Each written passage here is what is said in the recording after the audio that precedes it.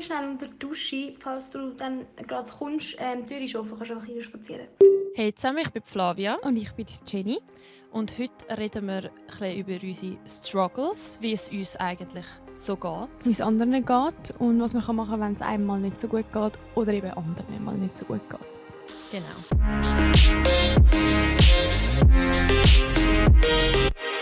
Wenn wir gerade mal mit Shit and Shine reinstarten. Nein. Wir müssen noch eine Triggerwarnung machen. Aha, ich glaube, die machen wir nachher. Scheisse.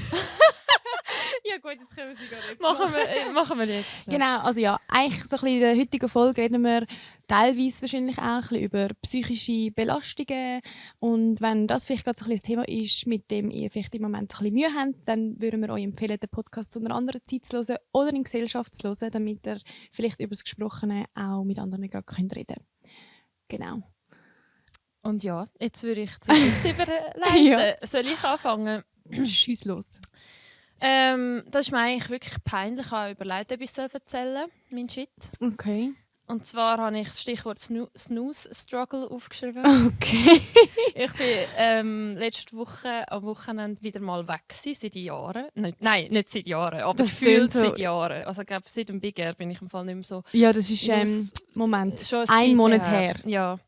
Aber und nachher Jahr. hatte ich Feierabend gehabt. Und dann musste ich auf den Zug, aber bin noch schnell in Migrolino etwas posten.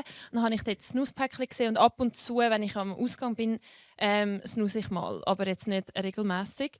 Und dann habe ich so, ach komm, ich habe wieder mal Lust. Nachher jetzt nur den für mit 3 Punkten, weißt du, es gibt so verschiedene Punkte. Und ich habe den 2 Punkte Snooze verträglich. Also du hast den weniger stark. Bisschen. Nein, jetzt habe ich, genau. Und dann habe ich gedacht, ja, komm, geht. Nimmst gut. den mit 3. Mhm. Sind wir dann Ortswechsel, bin ich dort in dieser Bar. Die Vorband hat schon gespielt, wir haben schon etwas getrunken. Dann bin ich aus Schweiz, ich so, oh, jetzt wäre ein cooler Moment.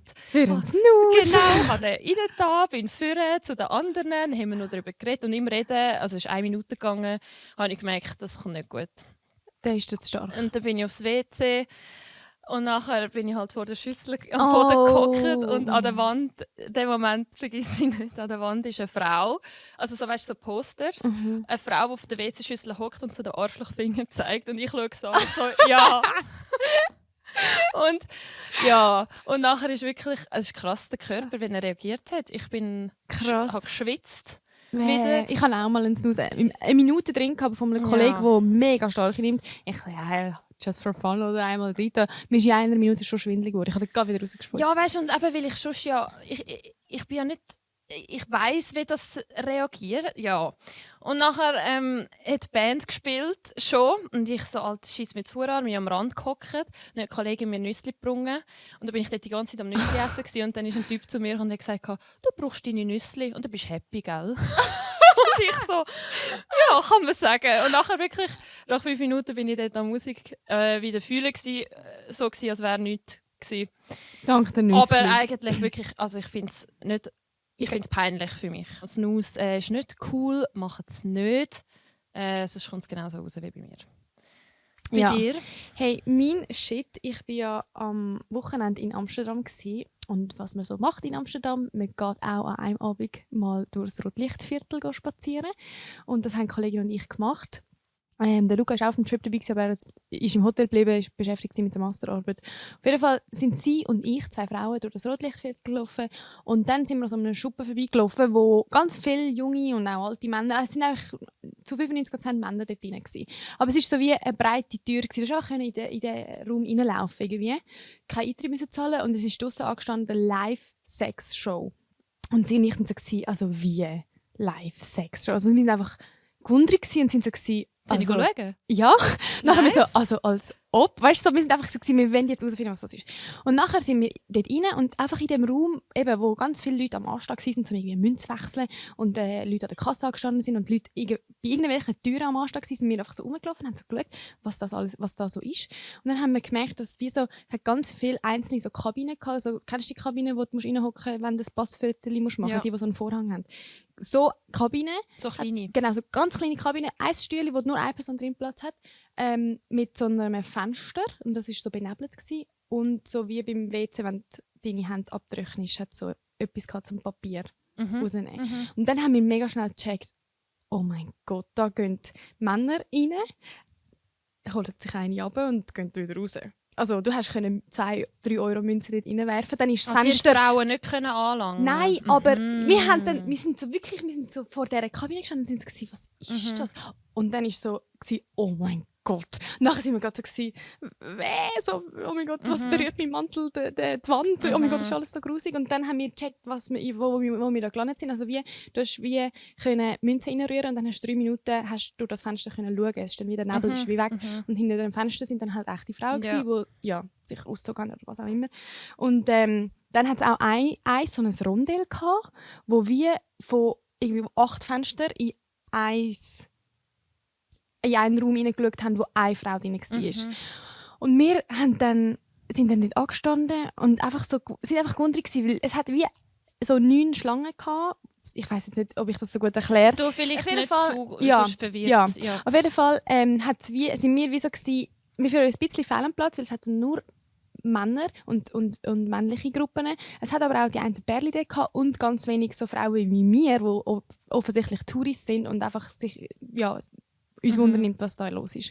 Und dann sind wir dort angestanden und vor uns in der Schlange waren auch andere wunderliche Frauen gewesen. Und als die rausgekommen sind, hast du an ihren Reaktionen schon gesehen, so, was da drin abgeht. Und dann sind wir an der Reihe gewesen, sind wir reingegangen und es ist wie, wir sind in dieser Kabine gewesen und haben nicht nur die Frau dort tanzen gesehen, sondern du hast auch, wie in den anderen Fenstern, die anderen Menschen gesehen, die aus anderen Kabinen in den gleichen Raum gesehen haben.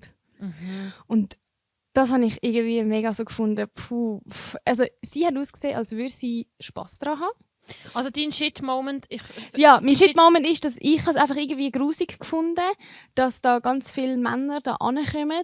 Und als Objekt angesehen? Ja, Prostitution ist ja in gewissen Ländern auch legal und geregelt und so. Mein Shit-Moment war einfach so gewesen, ich weiss wie nicht, was ich davon denken soll. Ob sie hat ausgesehen, als würde sie es gerne machen, aber ist das auch so? Wie ist die Frau versichert? So macht sie das wirklich freiwillig? Und auch so ein bisschen allgemein der Gedanke, wie normal das ist, dass es so Läden gibt. Weißt, man kann einfach reinlaufen, sich als Mann da ein bisschen beglücken und dann wieder rauslaufen. Und so, ich sage jetzt so, für Frauen gibt es das nicht. Es gibt nicht Läden, wo wir Frauen... Ich weiss es nicht, aber ich nehme einmal nicht so... Ja, einfach das ist wie so ein bisschen ein Moment, wo ich mich so gefragt habe, finde ich mischte Gefühl. Ja, voll. Einerseits neugierig und andererseits weisst nicht, ob das da korrekt ist. Ja, genau. Das hat mir einfach so ein bisschen zum Nachdenken gebracht. Das war so mein Shit-Moment. Genau. Aber wechseln wir zu Schein. Zu Schein, ich habe einen schönen Schein. Und zwar, weißt du noch, letztes Mal vor dem Podcast-Festival, wo du mal bei mir warst, am Abend habe ich doch so einen Knoten bei meiner Brust entdeckt. Und dann, wir sind ja beide vor dem Spiegel und ich gerade, Jenny, oh mein Gott, nachher du abtastet, nachher du dich abtastet und dann sind wir noch die anderen WG-Ladies gefragt. Es hat irgendwie niemand gehabt. Und jetzt hatte ich Frauenarzt, also sowieso Kontrolle, und habe das ihr gesagt. Und dann hat sie Ultraschall sogar noch gemacht und das ist einfach mein Knochen. Das habe ich dir noch gesagt. Ich weiss, aber es ist ja komisch, dass ich das 23 Jahre lang nicht gecheckt habe. Ja. Dann hat sie gesagt, ja, es kann sein, dass mir das nicht aufgefallen ist oder vielleicht, dass ich oben ein bisschen abgenommen habe und dass vielleicht jetzt das Gewebe dünner ist und dass das jetzt mehr raussteht. Auf jeden Fall bin ich erleichtert. Und das war schon Schein gewesen, genau. Das freut mich, das ist schön. Hey, und mein Schein auch ganz kurz. Dadurch, dass ich jetzt so viel unterwegs bin, sind grosse Distanzen für mich irgendwie viel weniger gross oder weit. Also ich bin wie so, ich genieße es ja mega fest, dass ich im Moment so ein bisschen in den Niederlanden bin oder in der Schweiz, und von dort, wo ich wohne, in den Niederlanden, in Maastricht, kann ich auch oft in irgendwelche grosse deutsche Städte oder jetzt eben mal auch auf Amstein 2 Stunden mit dem Zug. Und ich genieße es mega fest, dass ich so ein bisschen, jetzt im Moment ein bisschen mehr rumkomme, weil es wird dann wieder Zeiten geben, wo ich halt einfach bei meinen Eltern wohne und einfach viel in Zürich bin und that's it. Was auch völlig okay ist, aber ich genieße es mega fest, gerade, dass ich so ein bisschen, viel unterwegs bin und auch viele verschiedene Städte in verschiedenen Ländern so ein bisschen sehen, genau, die vielen Eindrücke kann. Und ich hoffe so ein bisschen, dass ich den Mindset kann beibehalten, dass eigentlich andere Städte nicht mega, mega weit weg sind. So, man kann auch mal einfach für ein verlängertes Wochenende in ein Auto hocken und irgendwo anders anfahren, ohne dass man gerade Ferien haben muss oder so. Darum, das ist so ein bisschen mein Scheinmoment gewesen. Genau. Ja, Vielleicht zum den Übergang machen zum heutigen Thema. Wir haben auf unserer Insta-Story einen Aufruf gemacht und euch gefragt, womit ihr so ein bisschen aktuell zu strugglen habt. Mental, aber auch andere Inputs sind willkommen gewesen. Und ich würde da mega gerne mal ein paar Inputs einfach mal droppen. Ich muss das schnell rasch vorlesen. Also ich kann nur schnell zu mir sagen, ich habe so ein bisschen zusammengefasst. Du kannst ja dann auch wie sagen, ob der einige Kommentar auch zu dem groben Thema gehört, zum Beispiel Leistungsdruck. Ja, bei Ist mir das ist wieder mega auch? viel gesagt worden. Vielleicht kannst du gerade mit mal eins Leistungsdruck. zu dem vorlesen. Ja, also Leistungsdruck und Gefühl nicht genug sein für die Familie, aber auch damit klarkommen, dass wenn man 100% schafft, nicht alle seine Zeit für Social Life kann brauchen kann, weil ich auch mal einfach Zeit zum für mich sein / entspannen brauche. Das ist jetzt nicht gerade so mega direkt auf Leistungsdruck, aber ich finde es krass, dass die meisten Leute erwähnt haben, eben Leistungsdruck, irgendwie Prüfungsstress oder Leistungsdruck, zum Beispiel irgendwie, man muss sich bewerben nach dem Studium auf den ersten Job, was ist, wenn mich niemand einstellt, also viele Leute, das sind teilweise auch Leute in unserem Alter gewesen, die einen haben auch noch nie in dem Sinne geinputet, wo ich nicht weiss, wer es ist, aber ich finde es krass, wie fest Leistungsdruck etwas ist, was uns Junge wirklich belastet. Und ich kenne das auch von mir. Ja, ich weiss wie nicht, was dazu sagen, weil es irgendwie, weißt, es bleibt so. Also der Druck bleibt also die Gesellschaft kann schon wie nicht ändern. Also weißt du, was ich meine? Ja, jein. Also ja, man kann die Gesellschaft nicht von heute auf morgen ändern und Leistungsdruck ist ein Problem und ich glaube auch gerade so in der Schweiz zum Beispiel irgendwie, eben der Lukas studiert gerade im Ausland und dort im Austausch, wo er ist, hat es auch andere Austauschstudenten und für die ist jetzt so ein bisschen der Uni-Standard eben in Holland, wo ähnlich ist wie hier in der Schweiz, mega, mega streng. So in anderen Ländern ist vielleicht der Leistungsdruck nicht so hoch, habe ich das Gefühl. In der Schweiz sind wir glaube schon sehr auf das raus. Und ich kenne da keine Zahl, aber es gibt ja auch so Statistiken von, was sind die glücklichsten Länder und die Schweiz schneidet da nicht mega ab, obwohl man würde meinen, ja, wir in der Schweiz haben doch so ein gutes Leben, aber die Leute sind da halt einfach irgendwie es ist halt gestresst. Also ich meine, wir an der Uni haben ja auch gemerkt, ich habe eher weniger. Am Anfang habe ich Leistungsdruck gemerkt, weil ich sonst gespickt worden wäre, wenn ich etwas nicht bestanden hätte, aber nachher, als sich das ein bisschen gelockert hat, bin ich so gewesen, weil ich keine Bestnote erreichen wollte, bin ich so easy gewesen. Aber ich kann es verstehen, wenn man halt wirklich will oder Karriere oder einen Job und so, dass man den Druck dann verspürt, aber ja, dem halt ein bisschen bewusst. Ich will nicht zu hart wirken. Ja, also du hast eigentlich den Leistungsdruck dann nicht mehr so gespürt, obwohl du studiert hast, weil du dir aber selber deine Erwartungen für dich runtergeschraubt hast. Ja, in dem Aspekt, andersrum nicht. Aber weil ich habe manchmal auch, wir haben in der Folge mit dem Niki am Begerchur ein bisschen über das geredet. Bei mir ist auch, ich habe auch ein bisschen Leistungsdruck, aber der kommt von mir innen dran, weil ich irgendwie weiss, ich mache etwas gut, dann will ich es aber ab jetzt immer mega gut machen. Und dann setze ich wie selber für mich die Latte mega hoch oder sogar noch ein bisschen höher, dass ich sie so knapp nicht erreiche. Und das ist eigentlich so, ich stresse mich auch wie selber. Das sagt mir niemand, Jenny, du musst besser werden. Aber irgendwie ist das die Anforderung von mir an mich selber. Was ja eigentlich auch mega fies ist. Aber manchmal ist auch gut, es muss wie eine Balance finden. Das tönt so. Mega. Aber was ich noch habe, war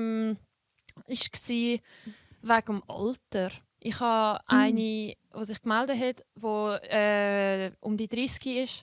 Und sie hat gesagt, bei ihr ist mega...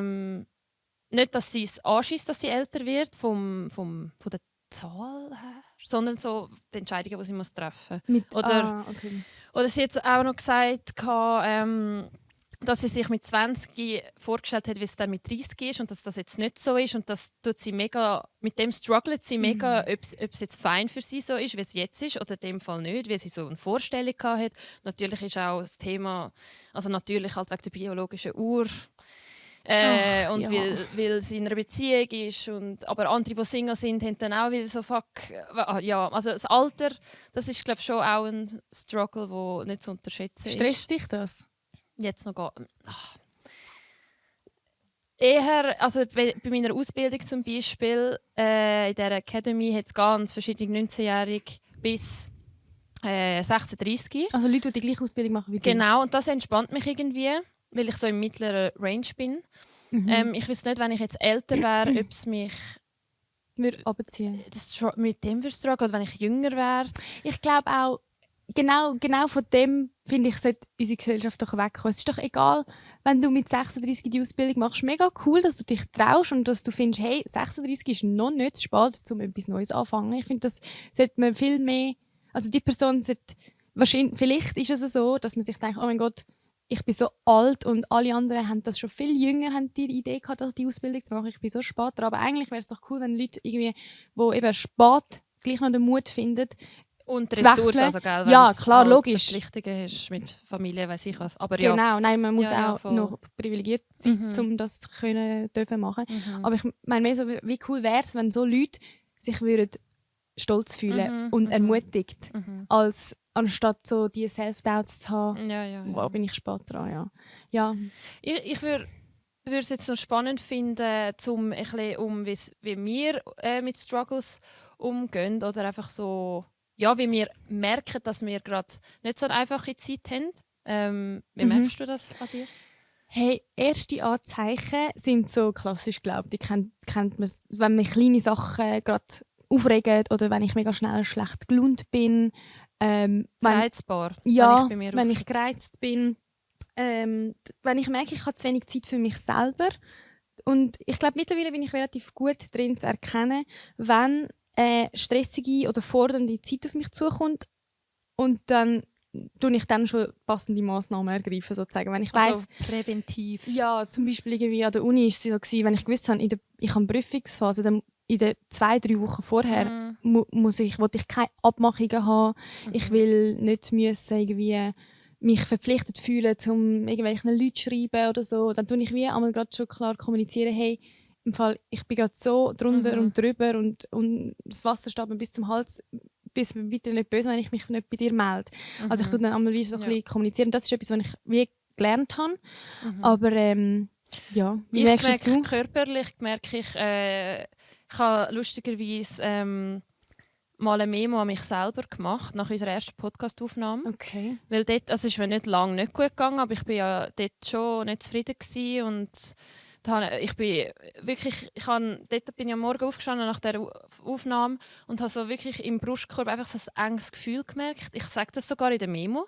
Mir ist die Sinn gekommen, dann dachte ich höre die mal an. Ich sage am Anfang wirklich, dass ich so ein enges Gefühl habe.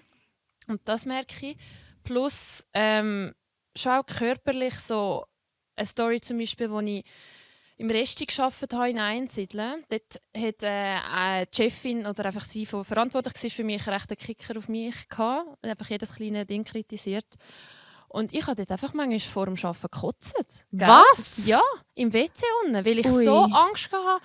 Und ich finde das jetzt, weißt, im Nachhinein so krass, wie krass der Körper halt reagiert. Und das ist noch nicht, weißt, mir ist 2 Monate nicht gut gegangen, aber es ist, also ich habe wie... Hä, das hast du mir gar nicht erzählt? Ja. Also ich habe gewusst, dass also du nicht dort... jedes Mal, das ist 2-3 Mal vorgekommen. Aber gleich, das sind so wirklich, wenn der Körper dir anfängt Zeichen zu schicken, dann ist allerhöchste Eisenbahn. Ich habe das zum Beispiel auch, wenn ich mega gestresst bin, dann habe ich richtige Schnappatmung. Also ich habe den ganzen Tag nur noch so schnaufen, weil eigentlich schnaufen, du denkst ja nicht daran zu schnaufen, aber irgendwie habe ich dann so Schnappatmung und ja, oder wenn ich irgendwie... Ich habe auch schon zum Beispiel einmal eine Panikattacke gehabt. Das war auch in einer mega stressigen Zeit gewesen, wo ich mega viele Stunden am Tag gelernt und gearbeitet habe. Und gleichzeitig bin ich auch emotional noch belastet gewesen, weil ich mich in dieser Zeit einfach gerade so mega gefangen gefühlt habe, irgendwie in meinem Leben und in der Beziehung, weil ich schon lange mit ihm zusammen bin und so. Und dann wollte ich einschlafen und ich konnte nicht einschlafen. Also ich habe wie gewusst, ich muss jetzt schlafen und ich kann nicht schlafen und dann habe ich mich noch gestresst und dann habe ich eine Panikattacke im Bett gehabt und dann... Wie hat sich das angefühlt? Hey, gar nicht schlimm, nicht schön. Aber also weißt, weil ich auch mal eine hatte. Wie hast du es gemerkt? Also wie hast du es in dieser Situation gerade gemerkt, so, das ist jetzt eine Panikattacke oder hast du am Schluss jetzt im Nachhinein, das ist wahrscheinlich eine gewesen? Ich glaube im Nachhinein nein. Bin ich so gewesen, dass ich glaube, das ist für mich eine Panikattacke. Voll, es ist ja immer für mich. Ich bin dort auch mal so gewesen. Ich bin in einem Kaffee gehockt, habe mit meiner Schwester geredet und ich weiß, was der Grund war. Und nachher habe ich auch einfach also ich habe wirklich ihr gesagt, ich muss jetzt laufen und so ein enges Gefühl. Und eben, es ist wahrscheinlich Ja. jedem anders, aber im Nachhinein bin ich auch gewesen, das ist wahrscheinlich oder einfach, ja. Ja, ich glaube, in diesem Moment muss man einfach eben auf seinen Körper hören und kurz eine Pause legen oder eben mit Leuten reden, einfach so ein bisschen dann die Techniken anwenden, wo man vielleicht weiss, helfen, wenn man solche hat. Ich weiß nicht, was machst du? In dem Fall mit Leuten reden, zum... Ja, also es ist halt immer ein bisschen unterschiedlich. Also wenn es mir wirklich akut nicht gut geht, dann suche ich schon das Gespräch eben mit mir nahestehenden Personen, also jetzt gerade mit engen Freundinnen oder eben mit dem Luca, weil mir hilft das mega fest. Weil manchmal habe ich so ein Krüsi-Müsi in meinem Kopf, dass ich auch irgendwie gar nicht mehr weiss, was ich denken soll. Und irgendwie, es ist alles in einer Spirale. Und wenn ich dann mit anderen rede, versuche ich ja wie versuchen, das, was ich fühle und denke, in verständliche Sätze zu packen. Und nur schon das hilft mir irgendwie, so mein Problem zu ordnen oder mich zu sortieren. Plus, ich habe das Gefühl, wenn man mit Leuten redet, bekommt man ja auch immer noch mal Inputs über, an die man vielleicht selber gar nicht gedacht hat. Oder die Person hat das Gleiche erlebt. Oder Mega. Mega. Also ich finde auch, ohne reden könnte ich nicht. Also Ja. wirklich, ich habe einmal die Situation, und du weißt, ich rede mit meinen Ängsten eigentlich über alles. Mhm. Und ich habe wirklich einmal die Situation gehabt, wo ich nicht mal meinen Ängsten getraut habe, das weißt du auch nicht, ich kann es dir dann mal erzählen, was es war, Ja.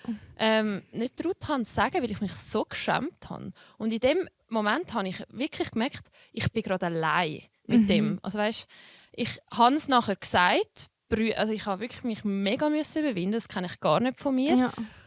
Aber vorher habe ich so gemerkt, so, oh mein Gott, ich bin einfach allein, ich traue nicht reden. Ich kann nicht. Und dort habe ich gemerkt, ich muss. Du musst. Ja. Ich muss. Aber ich glaube auch, oh mein Gott, jetzt habe ich glaube den Faden verloren. Was hast du gesagt? Warte. Darüber zu reden. Und ich habe mich mal geschämt. Wieso habe ich jetzt gerade den Faden Sonst verloren? sonst kann ich schnell von der aufnehmen auf Ja, etwas anderes. ja. Und Vielleicht kommt es wieder in die Zeit. wegen ich rede mit den Leuten, die ich kenne, die Ängsten. Aber mir hat es auch einmal geholfen mit einer ganz Freundin. Ich bin mal zu einer das Wort, ich habe es geübt. Homöopathin. Homöopathin. Ja, keine Ahnung. Aber ja. Genau. Ja, einfach, dass sie hat mich nicht gekannt, aber sie hat mich, glaube ich, recht gespürt. Und ihre Sicht auf alles auch noch zu sehen, ohne dass sie jetzt meine Leute rundherum kennt, hat mega geholfen auch noch. Also Ja. auch reden mit einer Freundin. Ja, das glaube ich, ja. Person. Ja. Und was mir, also eben, vielleicht, mir hilft es, mit anderen zu reden, aber was mir auch noch hilft, ist, ich journalen. Und das ist einfach basically, wie eigentlich früher hat man gesagt, Tagebuch schreiben. Einfach, ich schreibe nicht jeden Tag Tagebuch oder tue nicht jeden Tag journalen, aber das hilft mir auch mega fest, so ein bisschen, das verhedderte Fischernetz, das einmal in meinem Kopf ist, wie so ein bisschen langsam wieder breit zu machen und auszusortieren und zu entwirren, weil ich eben so ganze Sätze schreibe, wie ich mich fühle und dann manchmal komme ich von A nach B nach C und ich schreibe irgendwie, wie mein Tag ist und plötzlich lande ich bei einer Situation von vor 2 Wochen, die mich irgendwie bedrückt hat und beim Schreiben merke ich das dann und das hilft mir mega fest. Und ich glaube, die Kunst von, weiss auch nicht, eben mentaler Gesundheit oder I don't know, Mental Wellbeing ist einfach so, dass man vielleicht eben Strategien und Techniken findet, die im Alltag Platz haben, damit es gar nicht so weit erst kommt, dass man sich mega, mega gestresst oder gereizt fühlt. Und ich glaube, das ist wirklich schon noch schwierig, weil gerade eben die Inputs, die wir bekommen haben, die Leute haben geschrieben, hey, ich studiere Vollzeit, schon 40%. Mein Umfeld hat zum Beispiel kein Verständnis dafür, dass ich halt knapp bei Kasse bin. Kann ich, also weißt du, du hast zu tun mit Leistungsdruck, du willst Erwartungen gerecht werden, gleichzeitig hast du noch Erwartungen an dich selber, vielleicht noch eine Beziehung, ein Haushalt, also keine Ahnung, irgendwie, ich will jetzt da nicht zu negativ werden, aber irgendwie, es ist doch einfach schwierig, auch alles unter einen Hut zu bekommen manchmal. Jetzt habe ich nur schnell, weil du das Stichwort knappe Kasse gesagt hast, ist in meinen Sinn gekommen, dass wir ja mit den Sunrise Young Handy-Abos vergünstigt zum Beispiel, also man hat Zugriff zu Sunrise Moments und kann vergünstigt an Festivals gehen, kann jetzt dann im Winter auch vergünstigt Skitickets bekommen oder ganz speziell in Lags den Baumwipfelpfad besuchen vergünstigt. Also, und das mit Kolleginnen und Kollegen, um mal ein bisschen, in die Natur rauszugehen und zusammen etwas erleben. Genau, Cool. also mehr Infos zu dem findet ihr in den Shownotes. Und weil du gerade bei Strategien warst, was ist denn deine Strategie, wenn... Also eben eigentlich journalen, mit Leuten reden, über wie ich mich fühle, mit Freundinnen. Aber auch eben aktiv Grenzen setzen. Also so vorher, oder? Ja, also ich glaube, Grenzen setzen ist nicht mega einfach. Ich glaube, das kann jeder und jede lernen. Ich glaube, es ist einfach wie wichtig, frühzeitig zu erkennen, wem muss ich was, wann kommunizieren, dass ich eben gar nicht erst gestresst werde. Also zum Beispiel, keine Ahnung, Sex am Arbeitgeber gegenüber, von wegen, hey, ich kann die Ferienvertretung voll nicht allein stimmen. Oder irgendwie gegenüber dem Partner und Partnerin, wenn du weißt, hey, das wird mega stressig, kannst du vielleicht mehr übernehmen im Haushalt oder ich weiß auch nicht. Oder irgendwie auch den Freundinnen, wenn du weißt zum Beispiel irgendwie, eine Kollegin hat zum Beispiel auch mal irgendwie die eine hat sich getrennt vom Freund und sie hat aber auch gerade emotional keine Kapazität gehabt, um für sie da zu sein. Das finde ich, kann man auch sagen. Ja, aber wenn es jetzt, sagen wir, jetzt ist der Fall, du bist jetzt gestresst, es ist schon zu spät, du kannst jetzt nicht mehr präventiv irgendwie etwas machen, dass du halt nicht gestresst bist. Was machst du dann? Eben, dann rede ich mit Leuten. Dann rede ich darüber, okay. ja, lass das mal auf mich wirken. Was machst du? Also jetzt, wenn ich mich als Kind vergleiche, von früher zu heute, meine Eltern haben mich dort in die Kinesiologie geschickt. Es ist so, ich musste den Arm ausstrecken und sie hat da hinten an den Haaren etwas gezogen und wenn der Arm oben ist, heisst es nein und ja. Das klingt ich weiß auch nicht. Ja, ich würde sagen Hokuspokus. Ja, vielleicht. Ich habe es auch vor einem Jahr noch mal ausprobiert. Aber warum jetzt haben sie dich geschickt? Ein Beispiel war, weil ich irgendwie alle 5 Minuten aufs WC bin. Und dann hat meine Kindergärtnerin, meine Eltern gesagt, hey, Flavia geht alle 5 Minuten und dann bin ich in Kinesiologie. Und dann hat sie herausgefunden, dass ich ein Trauma hatte, weil einer mal in der Turnhalle am Boden brünzelt hat. Und als sie das herausgefunden hat, keine Ahnung, wie sie das gemacht hat, weißt, als Kind mit Spielen oder so, hat es Klick gemacht und das ist nicht mehr. Und, also du als Kind hast gecheckt, sie hat dir dann gesagt, Flavia, du hast ein Trauma und als Kind hast du das gecheckt? Nein, logisch nicht. Ich weiß nicht, wie sie es mir vermittelt hat, aber sie hat wie das... Ich finde das immer noch so... Also, krass. Ich bin etwa 3 Mal gegangen. Ja, aber ich habe dann das jetzt noch mal probiert. Dort, wo ich gekotzt habe vor dem Arbeiten und so. Und dort ist es nicht mehr gegangen, weil mein Gehirn schon... Ich habe mich nicht darauf einlassen. Also das funktioniert nicht mehr so gut. Aber was mir manchmal hilft, ist... Ich habe dir doch auch schon mal gesagt, dass ich es noch ein nice Gedanke finde, dass ich verschiedene Ichs in mir habe. Ah, ja, das hast du mal erklärt. Und das habe ich in der Memo im Fall gemerkt, wo ich... Kannst du das vielleicht noch mal erklären? Wieso? Für mich habe ich verschiedene Ichs, das Ich, das ängstlich ist, das Ich, das mega selbstbewusst ist manchmal, dann das Ich, das tollpatschig, Spassvogel. Und wenn ich mir im Kopf das vorstelle, dass das wie so andere Leute sind, und das habe ich aber dann in der Memo gemerkt, ich rede mit mir und ich habe wie von ganz verschiedenen Perspektiven mit mir geredet. Ich habe gesagt, ich habe so ein komisches Gefühl, mir geht es nicht gut, ich bin enttäuscht. Nachher sage ich aber wieder so, aber du kannst stolz sein. Also weißt, ich habe wie in der Memo so gemerkt, ich habe mich selber so ein bisschen... Du hast dich selber wieder ein bisschen manchmal Trost geschenkt. So, die eine Flavia hat Selbstzweifel gehabt und die andere hat dich dann wieder ein bisschen... Wie so ein bisschen, ja, aber ich muss immer noch mit Leuten reden. Aber vielleicht geht auch das rein, à la, ich bin nicht meine Gefühle. Also weißt, auch wenn ich mal so bin und mir gefällt es nicht, wenn ich gerade bin, heisst das nicht, ich bin so. Das ist jetzt einfach Gott, ich habe das noch nie in mir. So weißt? Ich bin wie... Ein Beispiel ist, ich war immer eifersüchtig, wenn ich so Videos von Flavio Loy gesehen habe, so Spassvideos. Eifersüchtig? So, ja, wo eigentlich, ich habe es lustig gefunden, aber ich war so... Also ich will das auch machen, bist du gewesen? Ja, aber eben, das habe ich noch nicht gecheckt. Ich war so, wieso ist ja lustig. Ja. Und nachher habe ich wie gemerkt, ich glaube, ich bin eifersüchtig, weil ich auch einfach so die Kamera labern. Und nachher habe ich mir, also es funktioniert immer noch nicht so gut, aber ich habe mir versucht, Eifersucht in Inspiration umzuwandeln. Aber manchmal hilft es, weil ich dann merke, Aber wie machst du das? Vom einen Gläschen ins andere, so Eifersucht in Inspiration? Ja, es wird mir einfach der Spruch, den ich jetzt gesagt habe, das Ummünzen, wird mir dann bewusst und dann versuche ich es von dieser Perspektive zu sehen. Aber funktioniert auch nicht immer. Ja. Aber ja. Das ist mega spannend, weil ich bin, glaube mega gefühlstrieben, sehr emotionale Person und ich glaube, ich mache genau das, was du vorhin gesagt hast. So, ich habe das Gefühl, ich bin meine Emotion. Also wenn ich das Gefühl habe, ich bin traurig, es ist nicht so, dass ich mich bewusst dort drin suche, sondern ich bin mega schlecht in mich selber, wenn wieder aufzurappeln. Irgendwie, gestern hatte ich auch irgendwie ein Interview gehabt, ich habe es versaut, das Mikro anzustecken. Dann war ich so, oh mein Gott, so peinlich, wie dumm bin ich eigentlich? Ich kann ja gar nichts.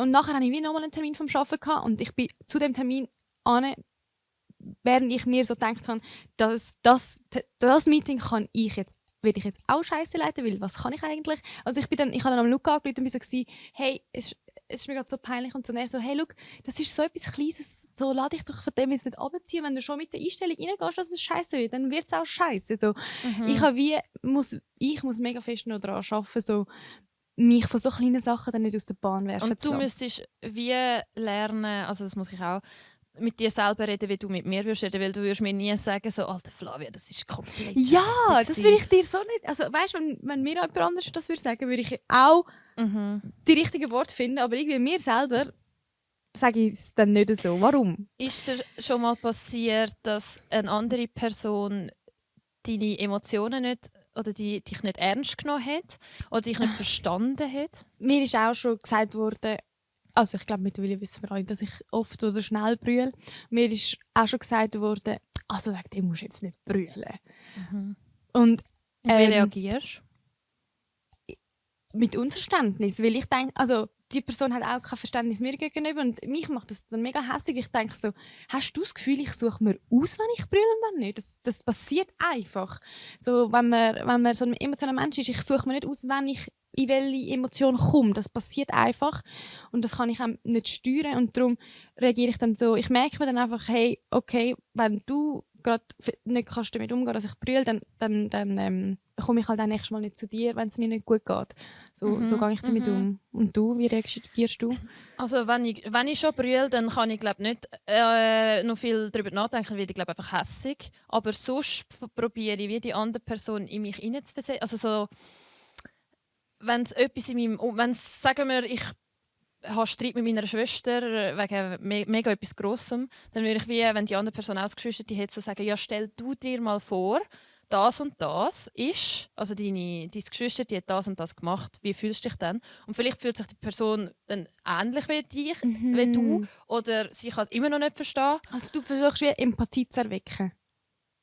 Verständnis vielleicht. Ja. Aber eben, wenn jemand meine Emotionen abspielt, dann kannst du gehen. Also, Ja. das ist wirklich... Darum hat man ja auch so ein bisschen die 2, 3 Leute, bei denen man weiss, hey, mit dieser Person kann ich über so Sachen reden. Und ich finde es auch okay, wenn man vielleicht im Freundinnenkreis so ein bisschen merkt, hey, mit dieser Person kann ich viel besser über das und das Thema reden und mit anderen Personen vielleicht eher so ein bisschen über das, weil wir sind alles nur Menschen, wir sind alle nicht perfekt und wir finden vielleicht auch nicht alle immer die richtigen Worte für alles. Weißt du, was ich meine? So, darum finde ich es auch okay, wenn man selber merkt, hey, mit dem Thema gehe ich lieber zu Person X oder Y.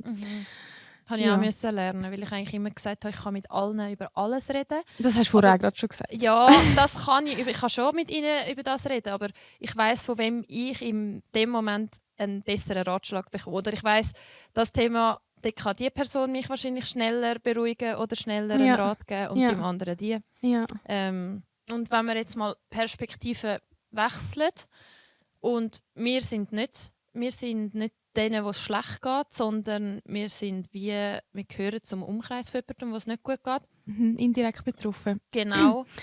Ja. Da kannst du vielleicht etwas erzählen. Ja, also bei mir war es einmal der Fall gewesen, und ich glaube, da können wahrscheinlich auch mega viel relaten, weil es ist doch leider so ein bisschen ein Tabuthema, zu sagen, dass man psychisch erkrankt ist oder so ein bisschen einen offenen Umgang, habe ich das Gefühl, haben wir jetzt in der Gesellschaft nicht wirklich damit.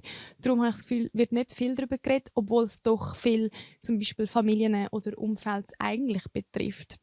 Genau, und mir ist es mal so gegangen, dass eine Person, die mir nahe steht, an einer psychischen Krankheit erkrankt ist.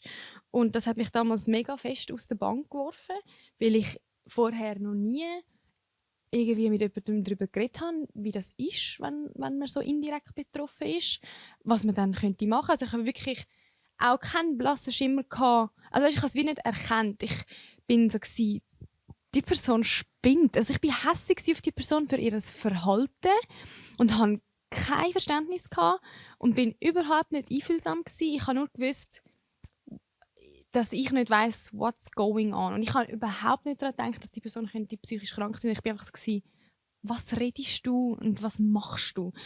Und dann erst, wo ich ich habe die komische Situation dann so ein bisschen vor Augen gehabt und erst, als ich mit anderen, mit Dritten Vertrauenspersonen so darüber geredet habe, was so abläuft, habe ich anhand von der Reaktion von meinem Gegenüber, meiner Vertrauensperson, gemerkt, die Person, von der ich rede, braucht professionelle Hilfe.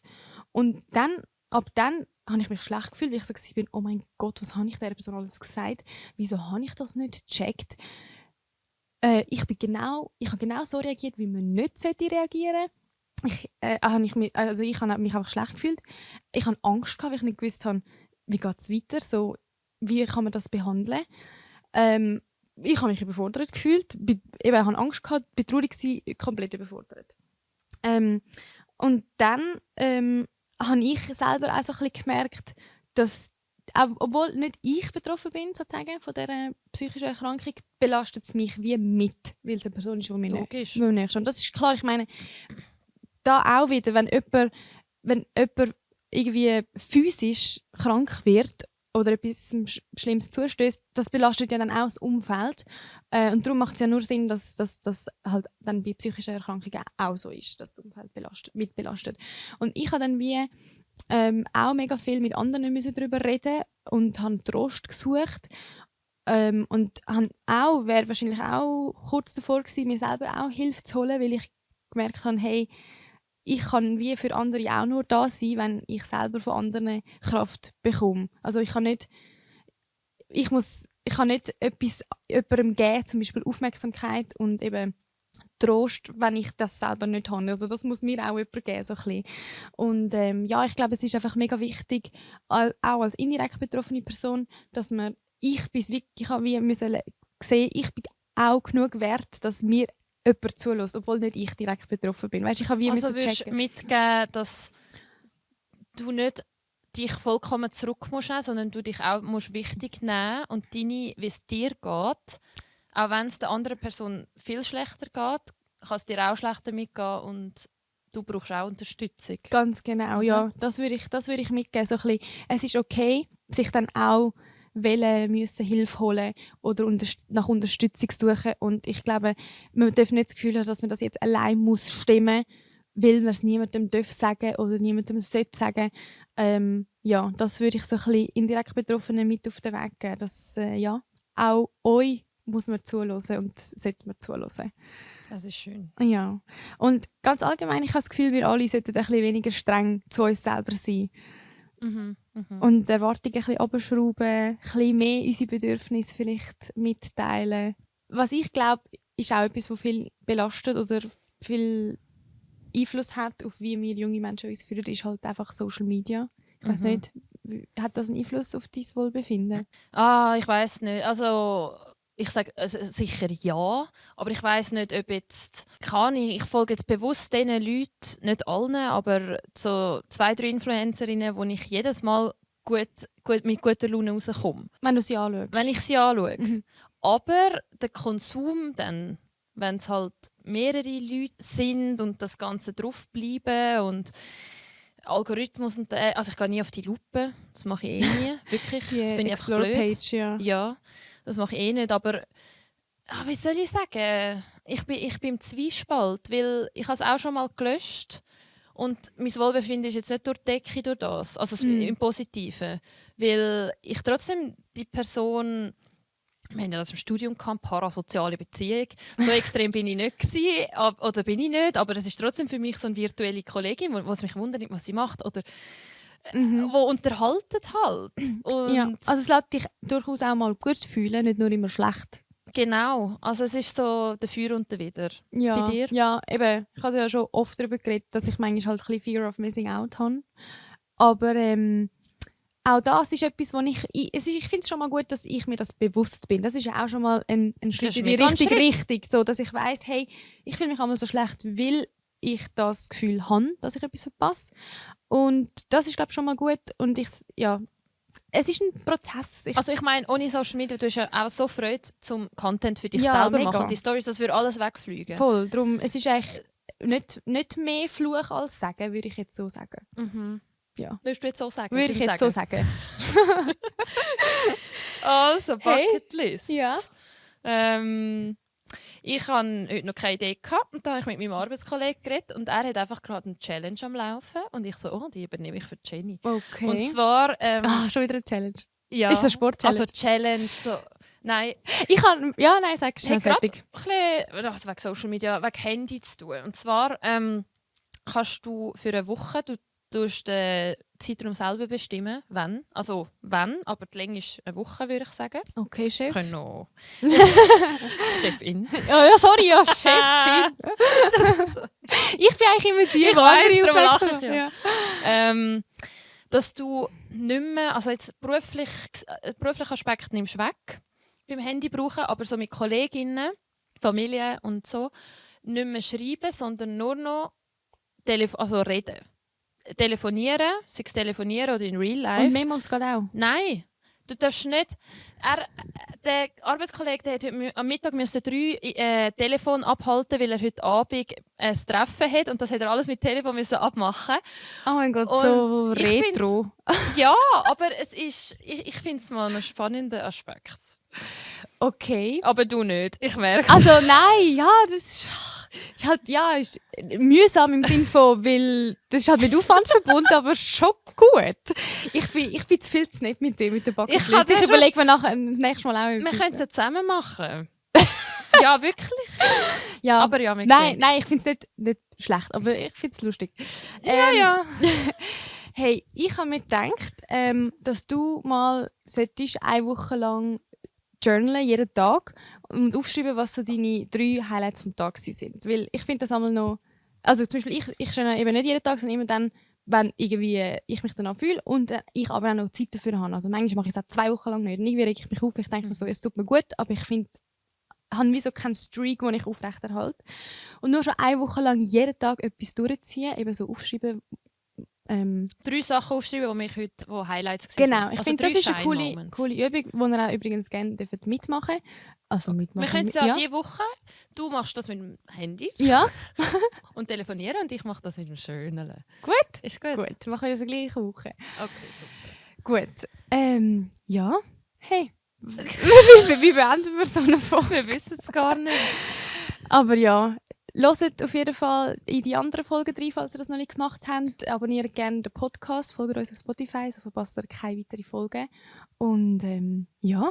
Genau, in der nächsten Folge ist wieder eine Special-Folge. Kommt Stimmt. jemand Drittes dazu, also nicht im Studio, sind gespannt. Wir sind es auch und wir freuen uns, wenn ihr reinhört. Yes. Ciao, ciao. Tschüssi.